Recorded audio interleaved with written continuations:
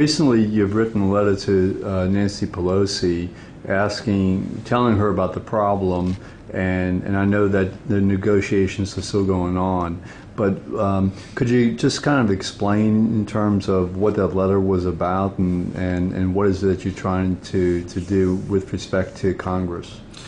Well, the 5 hospitals that operate within the greater New Orleans region, they spent an enormous amount of their own resources helping with the recovery from Katrina. The cost of their labor went up 19% after Katrina because people had left and they had this huge demand for services and the way Medicare pays hospitals for Medicare recipients is that the wage index is updated after 3 years. So the full cost the cost went up immediately, but the wage index hasn't been updated and won't be updated till October of 2010.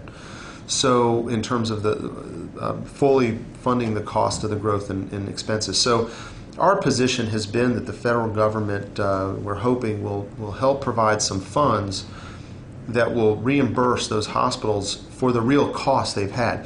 They haven't asked for anything that I view as being unreasonable. They're not asking to be paid for something they didn't do. They're asking to be paid for the cost of providing the services that they did provide.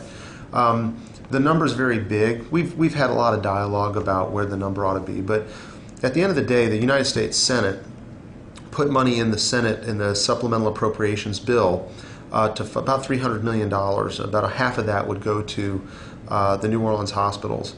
The House of Representatives wouldn't fund it. So we've asked Speaker Pelosi to consider if there are any other supplemental funding bills going forward for domestic spending. There could be one related to the floods in Iowa, that we get them to reconsider their position and encourage funding for those hospitals. So that's our position. That was the reason for the letter. So actually on that issue, a lot might depend upon the upcoming elections. Could. Yeah, if they have any supplemental bills before the next election, then we would ask that it be considered then. But if it's after the election, then we'll shoot for it then.